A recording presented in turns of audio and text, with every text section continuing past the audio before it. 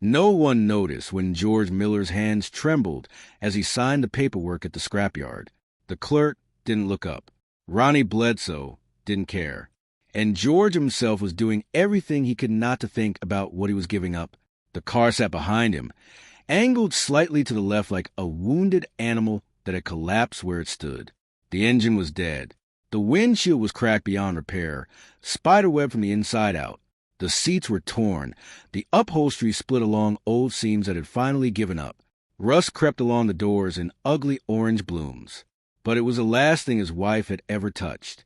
George only needed enough money for one train ticket, one seat, one chance to get his daughter, Emily, out of town before the debt collectors finished what they'd started and took the house, before the locks were changed, before the bank boxed up the remains of their life and sent it to storage they couldn't afford. The tow truck idled nearby, its engine rumbling impatiently. When the chain wrapped around a bumper, metal clanking against metal, something inside George cracked. He looked away before anyone could see it on his face. That was when the black limousine pulled in. It rolled through scrapyard gates like it belonged to another universe entirely, glossy, immaculate, untouched by rust or desperation. Gravel crunched beneath its tires as it came to a smooth stop beside the tow truck. The engine shut off. Silence spread outward, heavy and curious. The rear door opened. Vivian Carter stepped out. She didn't hesitate, didn't look confused by her surroundings. She moved with purpose, heels clicking against oil-stained concrete, eyes already fixed on the vehicle. She crouched beside it, ignoring the dirt, the smell, the watching faces. Her fingers traced a frame just above the wheel well, brushing away grime until a series of stamped numbers and letters emerged. She studied them once, then again, straightening. She said 5 words that changed everything. "I'll buy it. $1 million. George laughed. It came out sharp and broken, the sound of a man whose mind simply refused to process what he'd heard. $1 million didn't exist in his world. It was a number from headlines and movies, from lives that didn't include eviction notices and medical deadlines. But 12 hours earlier, George Miller had been a different man. Not broken yet. Not desperate enough to sell memory for survival. George was 39, though his face carried the weight of 50. Deep lines framed his eyes, carved there by decades of squinting at engine parts beneath flickering fluorescent lights. His hands were permanently stained with motor oil, the kind that soaked into skin and never truly washed out, no matter how hard you scrubbed. He lived in a rental house on the eastern edge of town, in a neighborhood where eviction notices appeared more often than birthday cards. He was a mechanic, had been, before the blacklist, before the accident, before everything collapsed in slow, merciless stages. There had been a time when George Miller's name meant something. He designed a fuel efficiency modification that caught the attention of major manufacturers. Engineers had nodded. Executives had smiled. Lawyers had slid papers across polished tables. He'd been young enough to believe promises back then. He signed. They took the innovation. They buried his name. Then they made sure no one else would hire him. Emily was 8 years old, small for her age but sharp as flint. She had her mother's dark eyes and her father's stubborn chin, and a way of watching the world that made adults uncomfortable. She didn't ask for toys. She didn't complain about clothes. She'd learned, without being told, which questions not to ask. She'd also learned to pretend she couldn't hear the arguments through thin walls when collectors called. Emily had a medical condition. It started as fatigue, then episodes where her heart raced for no reason, breath coming too fast, too shallow. The specialist was in the city 200 miles away. The appointment was scheduled for 48 hours from now. The doctor had spoken carefully, the way doctors do when the truth is sharp enough to cut. Miss it, and the window for effective intervention would close. George understood deadlines. The eviction notice gave him 72 hours. The appointment gave him 48. The choice was simple and impossible. He chose Emily. Vivian Carter, at 42, had built an empire on precision and ruthlessness. She ran a technology conglomerate specializing in automotive innovation, the kind of company featured in glossy magazines with words like visionary and disruptive. What those articles didn't mention was that she'd spent the last 6 months hunting a single missing prototype, A vehicle that contained proof of stolen patents, corporate espionage, and possibly manslaughter. That vehicle was sitting in George Miller's driveway. Dead engine, cold metal, value hidden beneath rust and grief. Vivian hadn't come to the scrapyard out of charity. Around them, the pieces assembled. Ronnie Bledsoe, scrapyard owner, whose smile never reached his eyes. Clinton Marsh, debt collector, wielding paperwork like a weapon. Corbin Hayes, fixer, whose job was to make evidence disappear. Then there were others still orbiting the moment. Ingrid Chun, Vivian's attorney, who trusted only documents. Dr. Serafino Wallace, the pediatric specialist holding Emily's future. Bonnie Martinez, journalist, 3 years deep into a story that could make or destroy her career. All of them were about to collide. George had tried everything. Day labor, under-the-table electrical work, delivery driving until his car sputtered to death in the middle of a quiet street. The bank had been polite, unmoved. Clinton Marsh delivered the final notice himself, standing on George's porch like a man reading a weather forecast. 72 hours. That night, George sat alone in the garage. His hand rested on the steering wheel of the car he'd sworn never to sell. Sarah's car. She'd been driving it the night she died, on her way to deliver documents, evidence. George had known something was wrong when the brakes failed on a mountain road. The police called it mechanical failure. George called it murder. No one listened. 3 years later, he made the decision. The scrapyard opened at 7. George arrived at 6:45. Emily sat silently in the passenger seat, hands folded in her lap. Ronnie Bledsoe performed his inspection like theater, knocking on the hood, kicking the tire, spitting on the ground. He offered scrap price. George accepted. When the chain wrapped around the bumper, Emily turned away. Neither of them saw Corbin Hayes photographing the chassis number from the shadows. Then the limousine arrived. Vivian Carter knelt beside the car, checked the stamp, confirmed the code. She found what she came for. "Who owns this vehicle?" she asked. "I do," George said. "Did you modify the engine?" "Yes." "Why are you selling it?" "I need a train ticket." She looked at Emily. "You don't know what you're selling." "It's broken," George said. "That's all." "I'll pay $1 million. Silence swallowed the scrapyard. George shook his head. "This is a joke." "I don't joke about business." She showed him the transfer screen. "I'm buying evidence," Vivian said, "not scrap." George looked at Emily, at the car, at the woman standing in the middle of his worst morning. "What evidence?" Vivian answered without hesitation.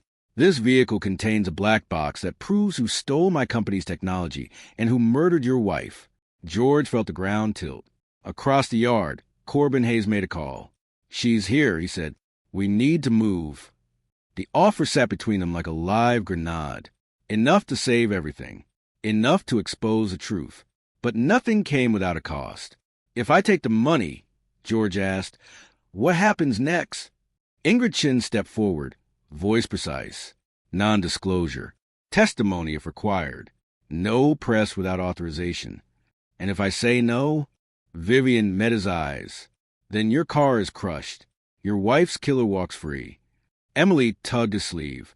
"What would Mom want?" George closed his eyes. "I have conditions," he said. Vivian nodded. Agreed. He signed. That night, the foreclosure vanished. The debt disappeared. Emily slept peacefully for the first time in weeks. At 10:30, a man knocked on George's door. "Friend of a friend," the man said. "My employer is interested in the car." "Not interested." "Your daughter's safety is negotiable." The sedan drove away. George locked the house and called Vivian. "They'll try again," she said calmly. "Tomorrow you go to the train station. We end this." George didn't sleep. Morning came without rest. George stood at the kitchen sink as dawn leaked through the blinds, washing the walls in pale gray. He hadn't slept. Every sound felt sharp. Every shadow felt watched. Emily sat at the table eating toast she barely touched, her backpack already packed with a book and her stuffed rabbit, its ear worn thin from years of comfort. At exactly 7:15, 2 black SUVs idled at the curb. Vivian Carter did not step out this time. She didn't need to. Her presence was already everywhere. The train station at 8 a.m. was alive with motion. Heels clicking across tile, rolling luggage rattling over seams, announcements echoing off high ceilings. George kept one hand locked around Emily's, his knuckles white, his pulse pounding in his ears. Vivian's security team was there, though you'd never notice them unless you knew what to look for. One by the ticket counter, one near the platform entrance, one pretending to argue with a barista over burnt coffee. George scanned the crowd anyway. He didn't see Corbin Hayes, but he knew better than to relax. They were halfway to platform 7 when Emily stumbled. George bent down automatically, fingers already tying the loose lace when it happened. A hand closed around Emily's other arm. Not accidental, not gentle, purposeful. George reacted before thought could catch up. He yanked Emily back, pulling her hard against his chest, and shouted with everything he had. "Someone's trying to take my daughter." The station snapped into motion. Security guards turned. Vivian's men moved. Phones came out. Voices rose. The man froze. Up close, Corbin Hayes looked smaller than George remembered. Still confident, still sharp-eyed, but stripped of the shadows he preferred. Civilian clothes didn't hide him well in daylight. "I think she was lost," Corbin said quickly, raising his hands. "You thought wrong," George said, his voice steady now, dangerous in its calm. Ingridson appeared as if summoned, already walking with a uniformed officer. Bonnie Martinez stood nearby, camera raised, recording everything. "Mr. Hayes," Bonnie said brightly, "care to explain why you're grabbing children at a train station?" Corbin's mouth opened, closed. "You can't prove." "I can prove witness intimidation," Ingrid said, "and attempted interference in an active investigation." The officer took Corbin by the arm. As he was led away, Corbin finally looked at George, not with anger, but with resignation. He knew it was over. The train doors closed behind George and Emily. As the station slid away, Emily leaned into him. "Are we safe now?" George kissed the top of her head. "We're getting there." 3 days later, technicians opened the black box. It didn't look important. A small metal case, scuffed and unremarkable. But inside it lived memory, cold, perfect, unforgiving. The data told the story no one else could. On a rainy Tuesday evening, 3 years ago at 6:47 p.m., Sarah Miller's car had been hacked remotely. The brake response system disabled. Steering locked. Throttle overridden. A murder disguised as an accident.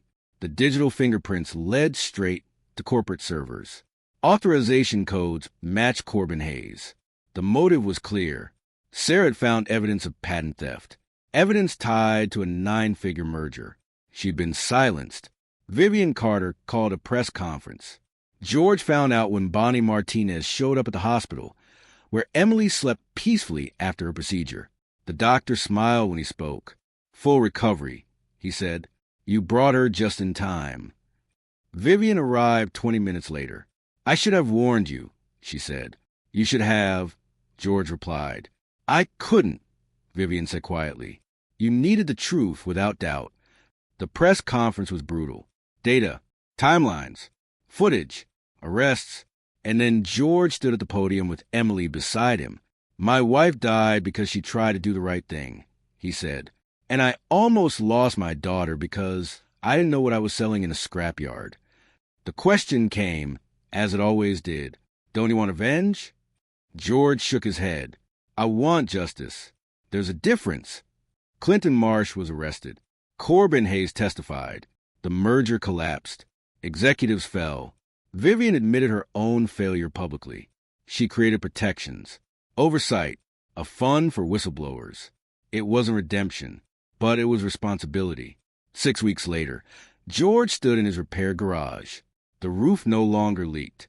The lights worked. The house felt solid beneath his feet. Emily laughed upstairs, alive with ordinary frustration over homework. The old car hadn't been crushed. It sat now behind glass at Vivian's headquarters, restored and preserved. The plaque beneath it read, "Sold for a train ticket, bought back for the truth." George visited once. Emily squeezed his hand. "Does it make you sad, Daddy?" "A little," he said, "but mostly proud." That evening, Vivian came to his house. She offered him a job. Not power, not money, but purpose. Help me make sure this never happens again. George looked at his garage, at his daughter. I'll think about it. When she left, the sun was setting over a neighborhood that no longer felt like a trap. George went inside. Emily set the table, pasta steaming, slightly burnt. Dad, she said, when I grow up, I want to be like Mom. George hugged her tightly. Then you're already halfway there. Somewhere across town, a broken car sat beneath museum lights, its story preserved. A reminder that sometimes the things we think are worthless carry the weight of everything that matters. Sometimes you sell a car for a train ticket, and sometimes the truth is worth $1 million and a father's courage.